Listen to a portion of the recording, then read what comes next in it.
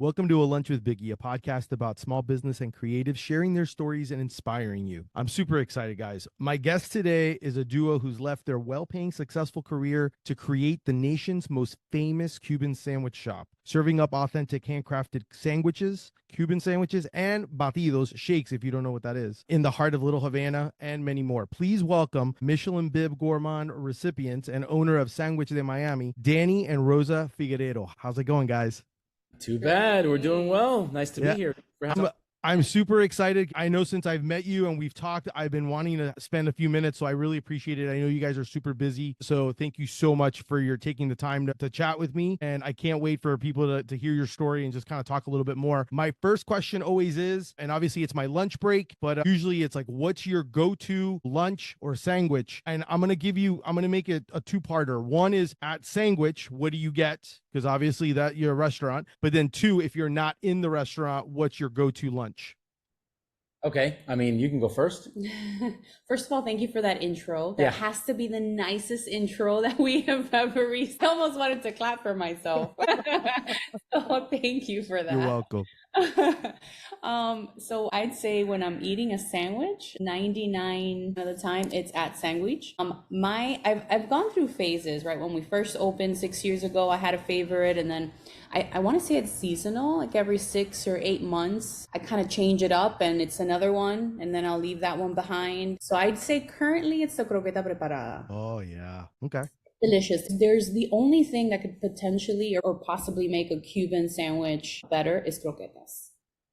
And I like to dip it in our mojo sauce. So I make sometimes when I order a Cuban around here in Orlando, I actually ask them to put a croqueta in the Cuban, and I call it cubano, el último cubano, because it's like the ultimate Cuban.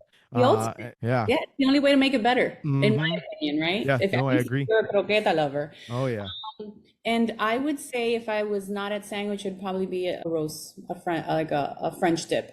Okay. Nice. What about you, Danny? For me, it's two parts. Like, it depends on the time of the day. Like, in the morning and the evening, my only go-to would be the medianoche. So, and I'll do the medianoche with a café con leche, and I'm a dipper. So most people find that really strange, but when I introduce you to the art of dipping your sandwich in a café con leche, I promise you it's going to change your life, brother. Is there a video of this? Actually, I mean, people look at me like, what are you doing, bro? I'm like, I'm dipping. Like, what do you mean? This is what you do. You're supposed to dip, right? So and then like Rosa, I kind of go through phases. You know, obviously we have 6 sandwiches, and so I only eat my sandwich. It's just the truth. Right now I'm on a Miami trip. So I'll have my Miami and I'll hit it hard, right? We'll do that every day until I kind of burn it out. And then all of a sudden I go back into a pan con vite.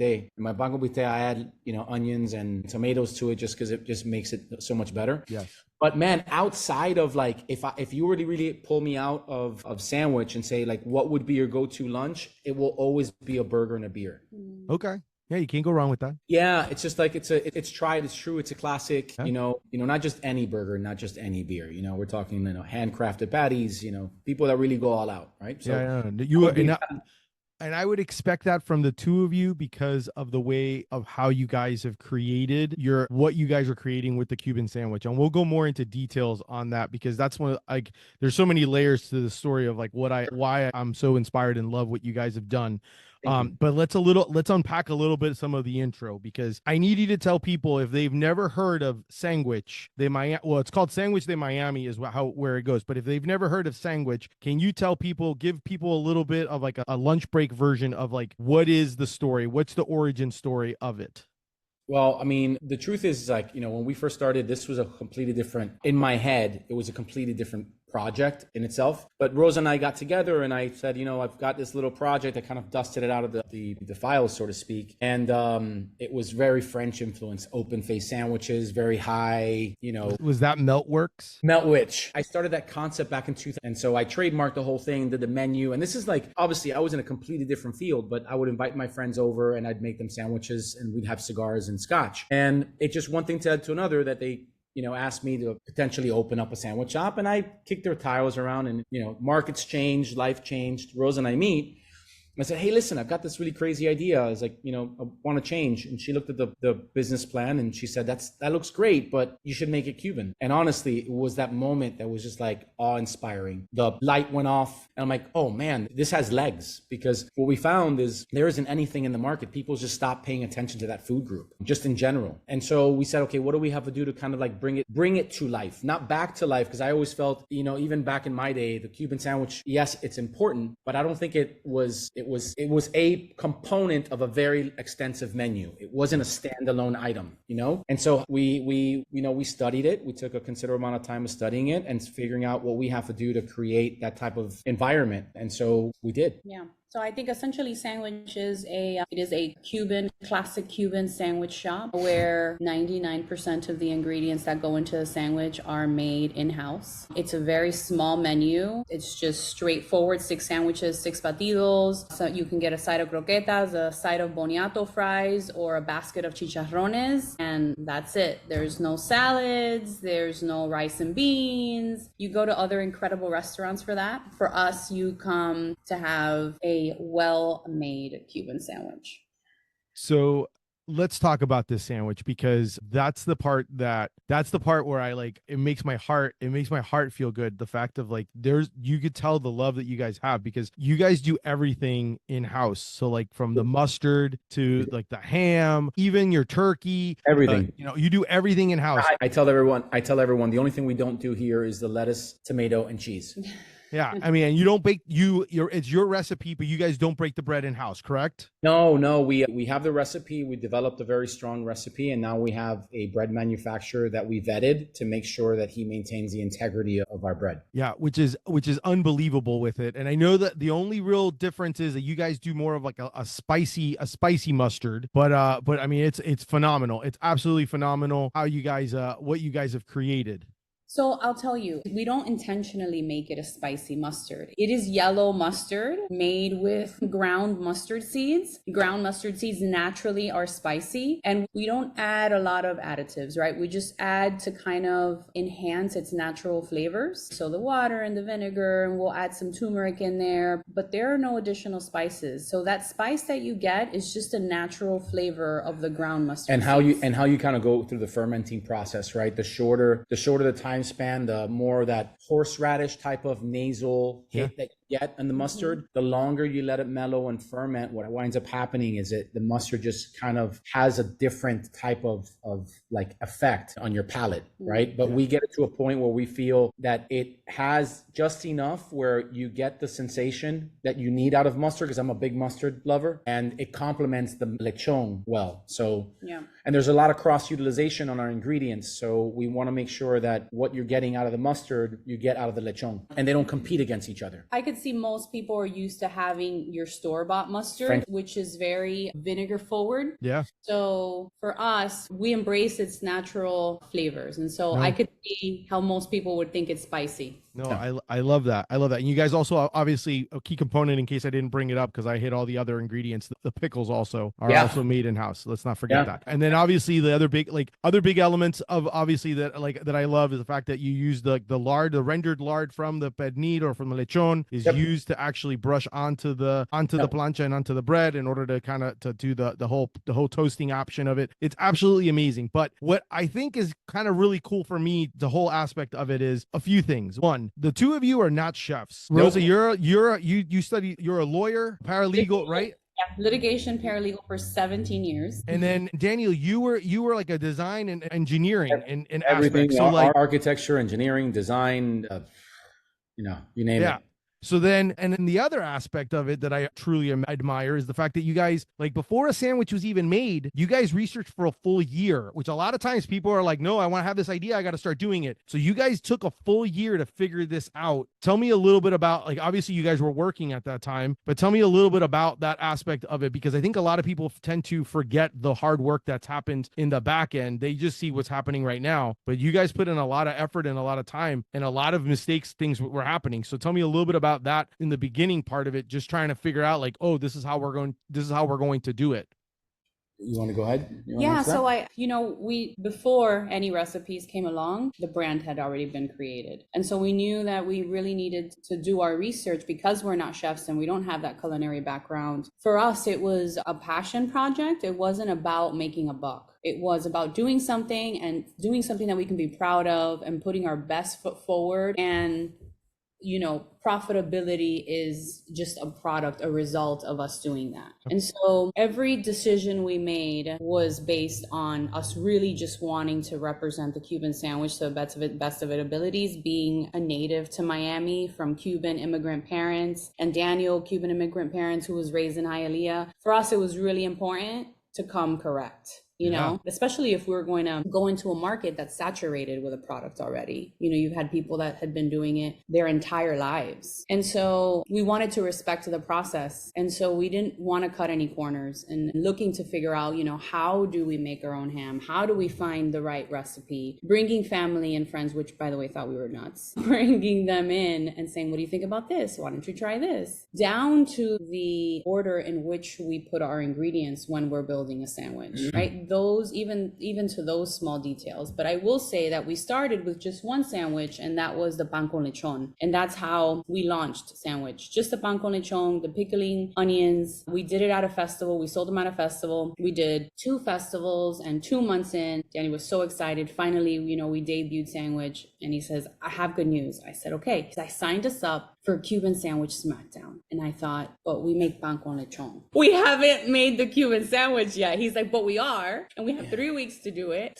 It's like when we go through this, right? You go through this, first of all, to kind of like backtrack just a little bit when we dive into this. Yeah, there's a lot of research and development. And what Rosa and I found is that it doesn't matter whether you were in Monroe County, you were in Dade County, the Cuban sandwich was very similar. It didn't matter where you were having it. There was no distinction, right? Everyone was purchasing the same ham. Everyone was purchasing the same lechon. Everyone was purchasing the same mustard, down the gamut. So yeah, okay, one pressed it more than the other. One added a little more ham than the other, or one had like different proportions. But at the end of the day, it was just like this sameness. And what ended up happening, we realized was that there's an erosion that happened. How do we highlight all of this and really differentiate ourselves? Because as Rosa said, the fact is we are going into a saturated market. The truth is you could have gotten a Cuban sandwich absolutely anywhere. It was part of a very long laundry list of other menu items at a restaurant, but no one was really focusing on highlighting the ingredients and making something that we all knew from our past really great. And so when we started with the festival, where we had one really great ingredient, and I knew that the market responded to what we were doing. Now at this point we had invested 1 year of market research, knowing, market penetration, understanding where the demographics were, understanding the price points and all this, right? Said, okay, we're going to come in. This is what we're going to do, this is how we're going to do it. And we're going to inch into it, because last thing you want to do is trying to come out and offer too many products and not understand how the market's going to react to you as a brand. And let me tell you, Biggie, it was like when we first started that first event, there's a sense, right? I've been in the retail market for a very long time. And I looked at Rosa, I was like, we have something here. That's it. The market's responding to it, because we had the longest lines in the festival. And so now, to her point, is like once we did Coconut Grove Arts Festival, and then we did Miracle on the Mile, where we were the hype of those 2 events. I signed us up for this Cuban Smackdown because it was a natural thing. It was like, okay, we can do it because the market's responding. Now let's take everything we've learned over the course of a year and make it happen, right? Let's execute it. And we did. Let's apply it to the next sandwich. And Cuban, we won. The beloved Cuban. And we won. And we won. And then after you guys won, at what point from the point of doing the festivals how did you go from festival to then going, hey, I'm going to sell sandwiches. I'm going to do sandwich in a shipping container? I can answer that. I'll tell you, listen, I've been doing this again, retail. So for me, it was like, I understand what it is to take a product from its inception all the way to completion. And so for her, she's got more of a different organizational mind. And so I'm very much about like tomorrow and what we have to do today to implement for tomorrow. So while we're going through this experience, I'm already building, I'm already designing, I'm already saying, this is what we're going to do, how we're going to do it. And I'm in this like mode to push. let's be clear. He's making it seem like weeks. Our first day at the festival, the day Sanguich debuted, customers were saying, "Where is your permanent? Do you have a permanent spot?" And Danny's like, "No, but it's fall. But we're going to spring. It was spring." He's like, "This fall we'll be in Calle Ocho in Little Havana," and I'm looking at him like, "It's true." I was like, I was going along with it. He's like, "Yes, we are. Go along with it." Yes. That is what we're going to do. And put it in the universe. Okay, that's what we're going to do. And that was our spiel for that event and the following. And sure enough, so that was March when we debuted Sanguich. By June, Danny had a lease signed for a piece of land and already a design of what the shipping container would look like on 17th and 8th Street in Little Havana. Yep. So it was a boop. By the way, I mean, that's kind of like the Cliff Notes version, right? But a lot went into that. There was like peaks and troughs and emotional, aspects to all of it. But we achieved it, and it was wonderful. Rosa, how similar are you to Danny in that aspect? I am always kind of curious of the dynamics of because they're zero. We couldn't be any further apart. So then how do you balance that? How do you guys balance that? Because obviously it's almost like Danny's going and you're kind of like, so like, how do you guys kind of do that even keel and balance when it comes to that? So honestly, I think that at the base of it all is trust. And so I trusted that, listen, we left our careers to sell sandwiches, right? So if there isn't trust there, then there's a problem. Lucrative careers. I was gonna say, at the root of it, there's trust in the other person's ability to do what they're really good at, and that's what Daniel's very good at. And I recognize that very early on of us getting to know each other. So knowing that, and then knowing when I have to step in to pace him for his own good, right? And so, because he's very much, when he sets his mind to do something, he's going to do it, and no one is going to stand in his way of achieving that. And I have never met anybody else ever that I could say has the ability to do that and the wherewithal to know how he's going to execute it and wake up every single morning with the tenacity and the drive to get a little bit more done, despite all of the walls that would be put up in front of him. So I would say knowing when we're able to balance it, knowing when I can step in, but really at the root of it is trusting one another and trusting what we're at. And maturity has a lot to do with it too, like understanding your spaces, right? Like I understand what she's great at, and I can't compete with how she is as an individual and how she manages the operations, because I'm sometimes too aggressive, and most people don't understand the vision. And I have a small little story where I took my daughter once to a meeting with me, and we were on a table going over plans, and I'm going over the lease, and London was looking at me. She was, "Papi, I'm so bored. What are we doing?" And I said, "Baby, I'm working on a store." And she was, "Is this what you do all day?" And I had to stop for a second and look at her. I was like, "Baby, let me see if I can explain it to you. Your mom is the present and I'm the future. Your mom worries about the today, the everyday grind, right? And she does it extremely well. And I'm constantly moving the business forward." And she still looked at me. She's like, "No, I don't understand." But it made so much sense to me, because at that point I understood her place and my place that much more. So when it comes down to day-to-day operations, there's nobody that does it better than her, because if I did it, I'd trip up, right? But and to the same token, when he says we have to start doing this so that we can accomplish it in the next 12 months, then I just have to trust that, we have to start now. But we couldn't be, you're right, we couldn't be more opposite, because Danny's the type that if he doesn't arrive 10 minutes early, he's late. And I'm the one that arrives 10 minutes late and says I'm early. So so Danny runs on I would say American time, or more American time than Cuban time. I was switched at birth. I'm convinced. No, I tell people I'm the whitest piece of Cuban bread you've ever met. So let me first ask one question. Danny, have you always been this way of manifesting and thinking, and like my entire life you've been this way?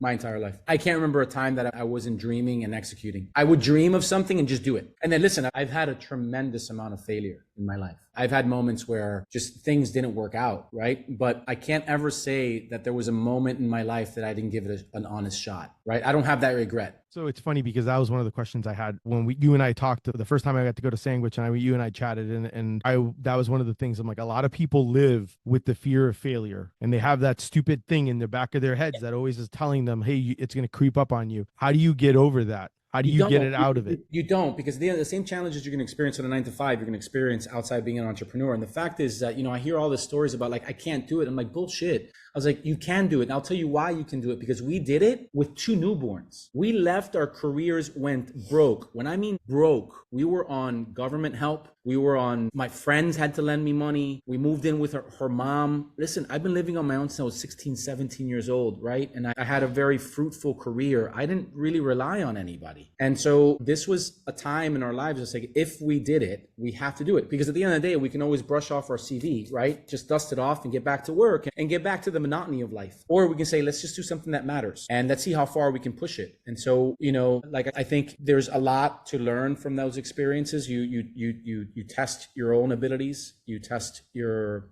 experiences, and there's a love and a passion that you experience in doing something for yourself that you'll never get working in a 9 to 5. I was there. I was in C-level corporate. I just, at some point you hit a glass ceiling and it's just, you know, the everyday. But doing what we do, we've been doing it now for 7 years, and there's never been a dull moment. Yeah. You know, and it's hard. It's hard work. I mean, we've talked about it today. We're super stressed because we got our children and we have the business and we're opening up 2 stores. And how do you juggle it? And you can't. You just do the best you can and you learn, figure how to make it possible. And those are the things that eventually just keep you upright and make you stronger and, you know, strengthen your jaw. And you do, but you do it out of love and passion and adoration. Yeah. And one of the things that I think I also appreciate the fact that, you know, you guys have taken into account with creating, you know, Sanguich when people go in is that it's not just about, I mean, obviously it's about the sandwich, but it's not just about the sandwich. You guys have taken all the elements that, you know, everything that comes with it, like the looks, the smells, you know, all the things, the sounds, the taste of what you're going to have and what you're going to eat, all those things are taken into account. Why do you think that's so important for people to be able to experience? I think it's something that gets lost with people realizing all the different elements, you know, when they're creating a brand or creating something.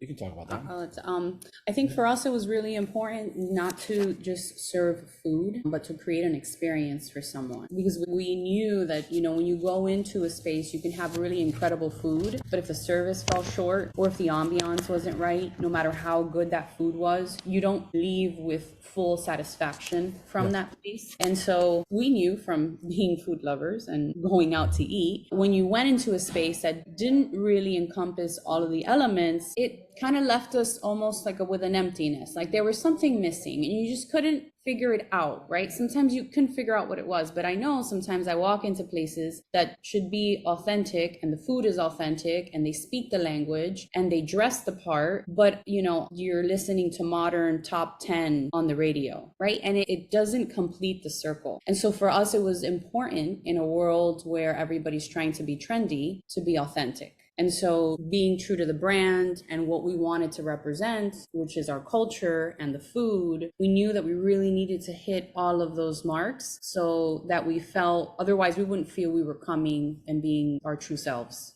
Yeah.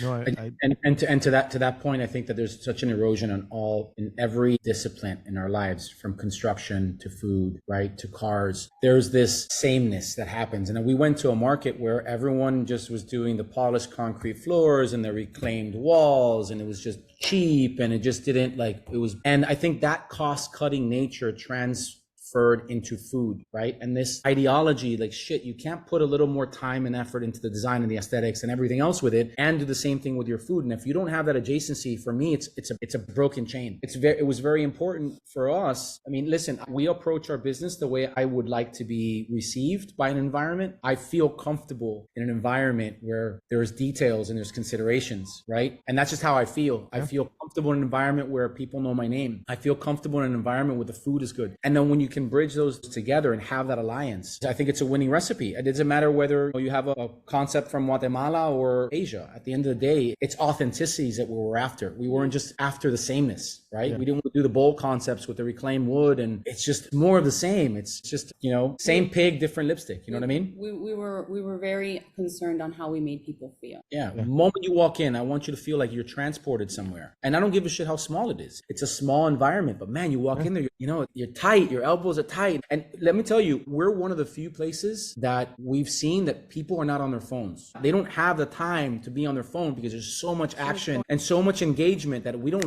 we take you away from those devices and be like, come on, let's be present in a second, right? Let's just have a sandwich, tell some dirty jokes. Yeah.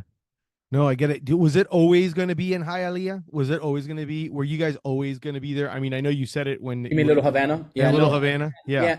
Yeah, it needed to be for us. It was important that we had the adjacency with a community that was principally Cubano, right? With a street that's synonymous for culture, because I don't feel that we would have had the same effect if we had gone to another part of Miami. I could be wrong, but I mean, that's not how our narrative played out, right? Yeah. And I think, I mean, granted, I also think that it creates that foundation, that foundation of that core value that you guys have. One thing I'm always kind of curious, because obviously as you guys are growing, and I'm always kind of curious for restaurant owners, how do you keep the consistency? Because you guys, as you grow, you guys aren't there on a day-to-day. You guys got to do other things. So, and a lot of times, sometimes I'll talk to owners that say, yeah, when I'm not there, maybe the level drops a little. So how do you keep that level of consistency? Or, how difficult is it to do that? Because once again, it's 6 sandwiches. It's not like it's the same thing almost every day, different people all trying it for the first time. So it's like, a lot of times trying it for the first time with them, but it's the same thing over and over again for you guys. How do you keep that consistency when it comes to that? I think I'm just going to say a few things, because I do, just like you said, we have to be everywhere multiple times. I have to skip out because we do have beautiful little girls that need one of us.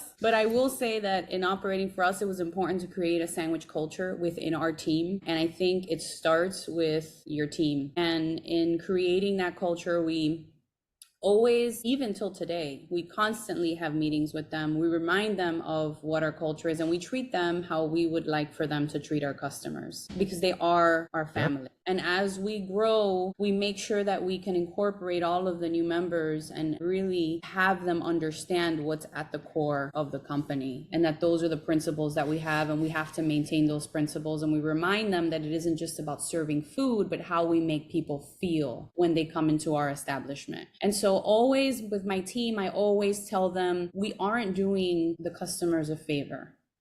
They are coming in, they're doing us a favor, because there's so many incredible places where you can walk into in Miami and have incredible meals made by world-renowned chefs, right? Miami has an incredible culinary scene. So I always remind them to say, you have to keep the standard of what it is that we do. So you don't work at any cafeteria, you work at Sanguich. And Sanguich doesn't just sell food, we provide an experience, and we make people feel good. And so if we could do all those things, then we're doing our job. And when it comes to production, as far as being consistent with the food, that's a process. And that Danny can absolutely tell you about, because he has dedicated his entire last 7 years to making sure that we are able to expand the process, and to make sure that in that he creates the technology necessary so that we don't skip a beat, and that people at the end won't say, oh, it's not the same as it used to be.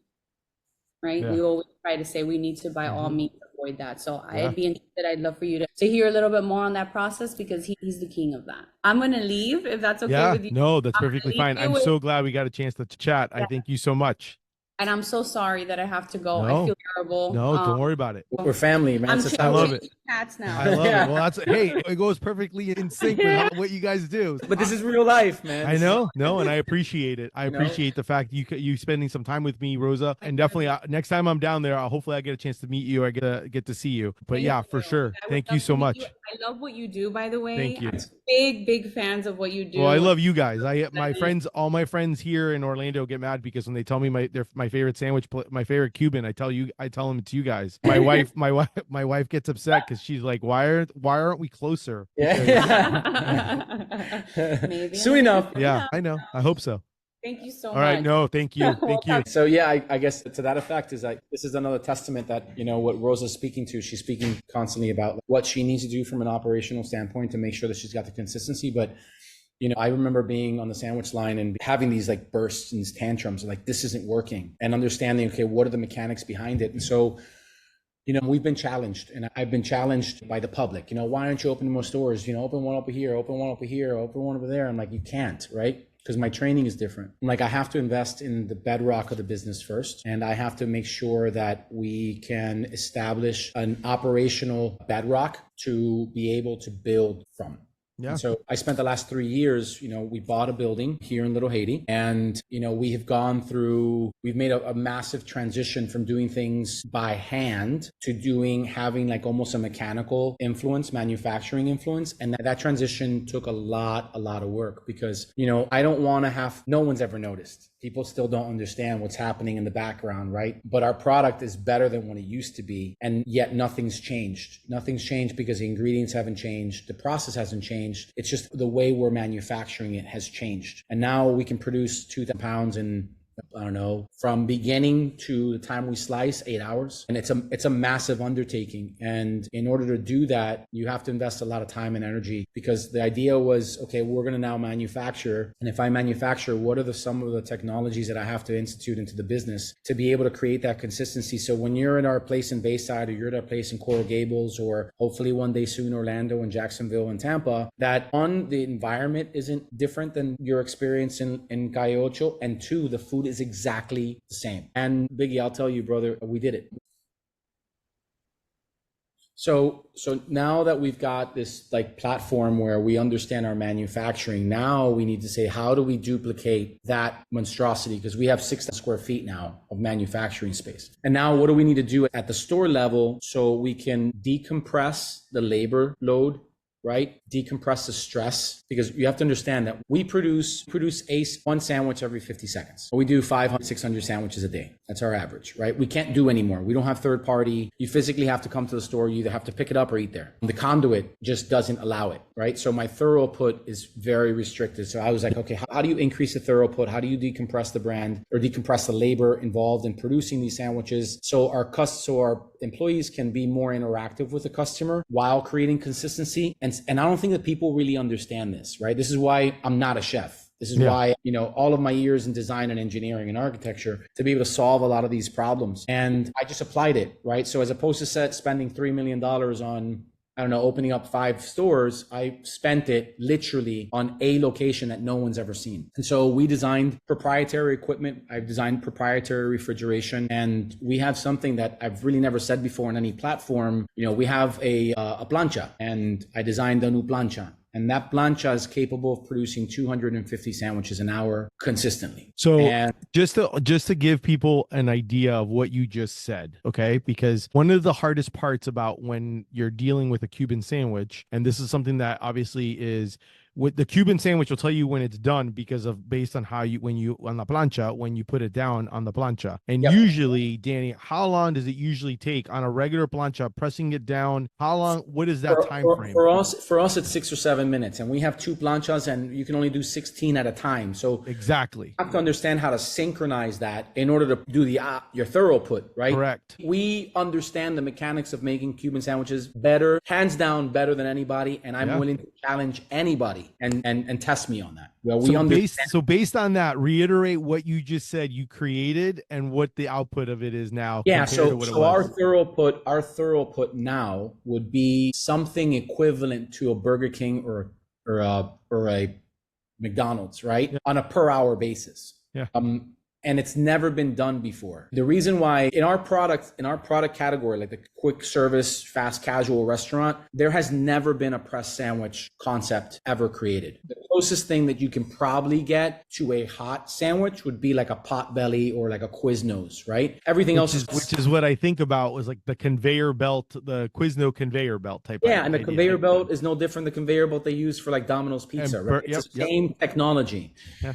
So I had to engineer a system from the ground up. I had to create a simple list. Okay, what are the things that we need from this machine? What does it need to do? And it took us 2 years. I'm fortunate enough to have very good relationships in the engineering world. So I reached out to some of my best friends, and he and I worked on this for 2 years diligently, and we were able to kind of like pierce the veil, so to speak. And we have a system now that is, even I am like surprised by it, bro, because you put this to work, and it's the first time that I literally can make a sandwich and just let the process take place without me having to be involved, right? I'm totally relaxed. The place is clean. It's not as like dirty. You don't have all these variables, right? The heat, the open, the spatula, the pull out, it's art. We stripped out talent altogether. I can put you on the sandwich line, Biggie, and you can make the same sandwich that we're making here in La Ventanita as we're making right now in Cayocho. And the beauty of it is, and I think, so I will say I'm very privileged, and I felt honored just because of the fact that I knew that I hadn't heard anyone else, you tell anyone, like you and I got, when we first met,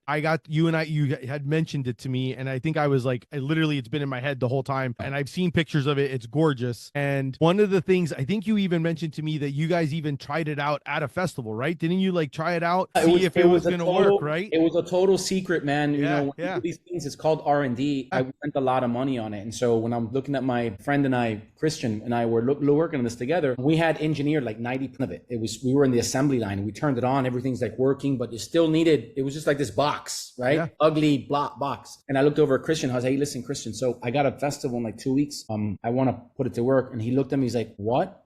I was like, 2 weeks, it goes to the festival. Rosa had no idea. Again, we're going back to past practice, right? Past practice, Rosa's like, no, we need the grills, we need this. I'm looking at her, I'm like, listen, I hate to do this to you, but I'm not going to use the grills this year. And she's like, what do you mean? She's like, I'm like, well, we're going to bring in the press. And she's like, no, it's not happening. We got to use this. We need the backup plan, blah, blah, blah. I'm like, listen, I'm going to keep this real simple, right? It either works or it doesn't. And if it doesn't work, we close up shop and we go home. She's like, we're not going to lose the money for the tent and this and the investment. I was like, you have to understand that for me is the best testing ground. So if it fails, I'm not afraid of failing. I'm not afraid of it. Okay. You lose it, it's a few $1,000, but you do it. And I'm like, I told Christian, I was like, Christian, bro, you and I are smart. I know this is going to work. Rosa was not happy about this until we turned it on. And the moment we turned it on and she saw that this thing was essentially just banging out sandwiches to a consistency we have never experienced, right? It was all theory. This is literally the first time we turn it on and put some sandwiches in it. Let's see what happens. And then we're looking at this thing. I'm like, it's working. And Rosa looked at me and she's like, it's working. And all of a sudden she forgot about plan B, turned around and literally started charging and handing out sandwiches. And it was the most beautiful thing because it was the first time that we were able to serve the public in a minute. It was before in the festival, you sit down, you have a ticket, and sometimes they do 20 minutes or 30 minutes. And no, man, this was like, here you're buying one, here's a sandwich. You're buying a sandwich. We did 1,300 sandwiches in one day. And it was like, while I'm having a cigar and scotch. And I was like, Christian and I hugged each other and we're like, we did it. Now let's fine tune it. And so now we fine tune it. Now we have artificial intelligence. Now it's enterprise level. It's on a network. We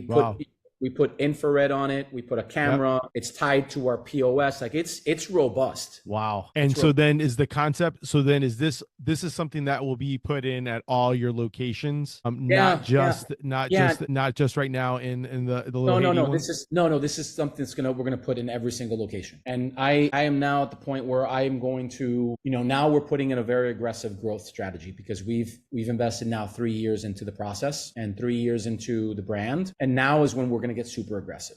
Now people have to watch out. Yeah. So I'm always been kind of curious on this because and so I know you guys are available in Gold Belly, which is phenomenal. The fact that you have a Michelin bib, like I mentioned, you have a second location right now of Ventanita. You have the main location of Ventanita, and you have 2 more coming as well. What do you think has been your recipe for success? Because I mean, I know you're making things from scratch, but I'm just kind of curious. Like, what do you think it is the recipe that's giving you guys this notoriety and this and made you guys explode the last few years? What do you think it is? I don't know, man. That's a tough one to answer because I just feel like, one, I think we're relevant in the sense like people relate to us. People relate to everyone knows our struggle, right? We got people know what happened to us politically with the city of Miami and what they did to try to shut us down and the story that came with that, right? And I think people were able to relate with the power of overcoming all those challenges and seeing us grow as individuals. So to a certain degree, a lot of it is the human aspect, right? Not to say that the food and the experience is less than that, but it plays a part on par, right? So you got the struggle, you're overcoming, and then you're sustaining like what people really love. And I don't know, there's something really romantic about it. I know it's kind of like it's the cord of that emotional cord that we all relate to. And so we strive to achieve perfection, and we do it with love, and money's not a motivation for me. It never has, because I understand I had it and I didn't have it. And I wasn't any happier or any less happy because of it. And so I understood my purpose, just personal thing, was it's my story, right? It's something that I'm well in my 40s and I've had an incredible career. And this is my time. This is the time where I've been able to amass an incredible amount of experience and being able to apply it in something that I truly love doing every single day. So it's complicated, right? People love it for many different reasons. They love it for the tile on the floor and the smells and the coffee and la jodedera behind the counter and the sandwich and then the stories about like Rosa and me, and it's kind of like all encompassing. Yeah.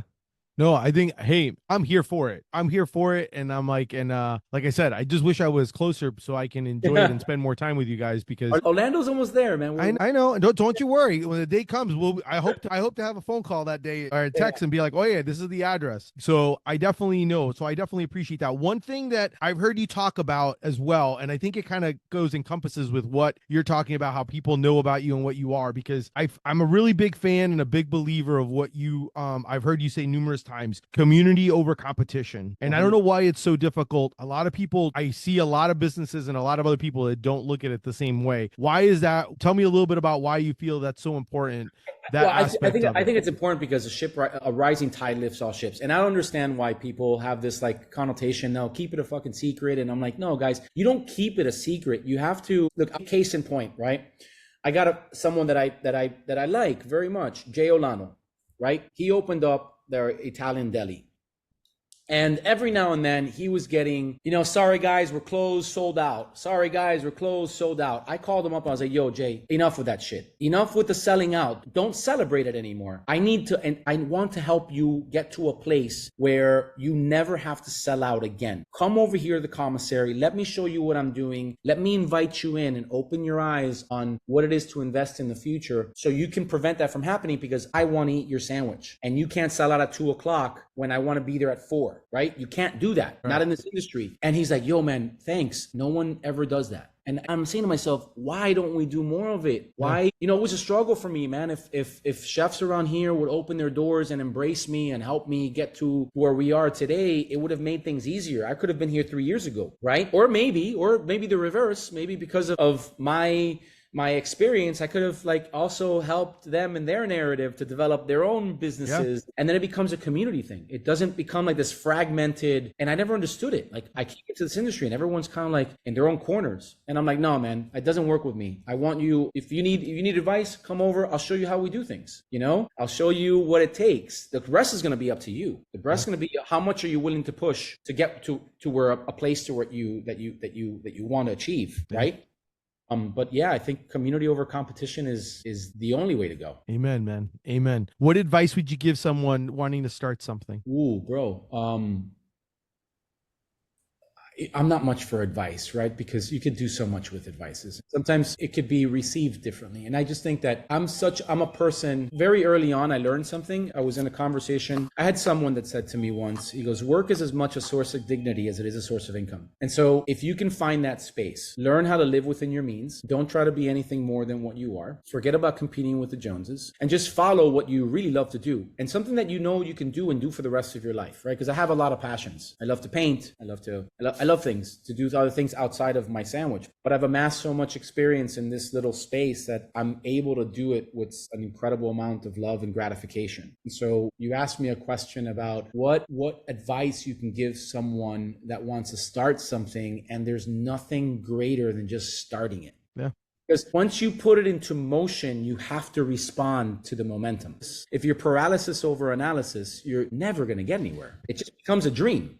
Yeah. It just becomes like, coulda, woulda, shoulda, right? Yeah. But stop the woulda, coulda, shoulda, and just say, I'm going to do it. I'm going to execute it. And I'm just going to make the first step. And it might be difficult. Yes, actually, it's going to be difficult. It's going to put you completely outside of your comfort zone, but it's a start. No, I love that. I love that. One of the things I'm always kind of intrigued by, because obviously you know, like we talked before and how we started, your industry was not sandwich. It wasn't like you're a chef or you just had a love for sandwiches. You had a love for like this concept. At what point has it ever gotten to a point where it's been difficult with the fact where it's like become like from being a passion thing to like, obviously it's like, it's my job, it's work. You know how sometimes when you're doing that, there's that weird, where I've never, ever felt that way. I can genuinely say that there was never a moment that I'm like, this is boring. And I think Rosa and I have a very solid understanding. If it stops being fun, we're done. Yeah.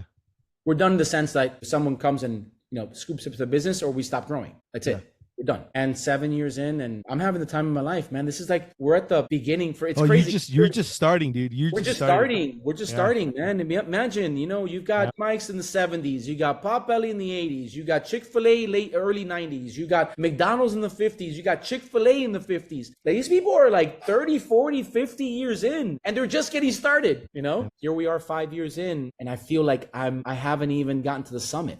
Right? No, you just started, man, but I'm excited. I'm excited for where you're going. Where can people find you? Where can they follow? And then maybe also I'll give a tip to anyone who's doesn't get to go to be in Miami to actually eat it there and has to order it on Goldbelly. Do you have I know there's tips and tricks there. You got any tips and tricks on what to do? Because I think you guys even give the lard to actually put on the bread, right? To be able to press it down. Yeah. In Goldbelly, we provide you with the entire kit to produce your sandwich as if we were producing it in our Little Havana location. That's awesome. So where can people follow you? How can people follow and check you guys out and come visit you guys? Yeah, listen, right now, if you go onto our Instagram, it's where everyone kind of like, scrolls through, and we're on Sandwich de Miami is our handle. And, when our flagship currently, the place that you need to go to is our Little Havana location, because it's spirited and it's incredible. And it's just, it's still my home. I walk in there and I feel like it's my baby, right? And then we have our Ventanita here in Little Haiti, but it's a takeout location only. It's our commissary, actually, so it's a very small window. And within the next month, we're gonna have Bayside, and hopefully in 2 months we'll have Coral Gables. Coral Gables is gonna be our flagship. It's 2,000 square feet, and it's the place where now I feel like we finally we're gonna spread our wings and offer the public a really incredible experience. Will there be same menu, or will it other? We are the most consistent sandwich shop in the country. So you're going to get the same experience, the same aesthetics as you do in Little Havana, as you are in our Little Haiti, Bayside, and Coral Gables. It'll just be a larger scale version of it. Sure. No, I love it. That is phenomenal. Danny, thank you so much. You and Rosa, I really appreciate it. Like I said, I've been dying to talk to you guys just because I admire so much what you guys have done, and I get so excited when I see all the different successes that you guys have had, and I just can't wait for continue seeing the growth, man. I really appreciate it. When we got to spend some time, when I got to go to Sanguich and you spent some time with me and we got to spend some time chatting, I just really absolutely loved it. So I truly appreciate it, and I'm super excited for you. The feelings are mutual. And one of my favorite shirts is that Medianoche shirt, because it gets a lot of compliments. So we're big fans of you too, man. So no, man. Congratulations on your success. Thank you, man. Well, that's our show for today. Thank you so much for Danny and Rosa for being on of Sanguich de Miami. Definitely check them out. If you're there, I want to see pictures. I'm obviously going to see pictures if you go there, but I definitely want you to make sure you tag me and let me know. Make sure to check them out. If you enjoyed the show, make sure to subscribe. Make sure to tell your friends. Obviously, if you want to support me, check out my brand, Deli Fresh Threads. Thank you. Until next time, keep eating sandwiches and follow your passion. Thanks, everyone. Thank you.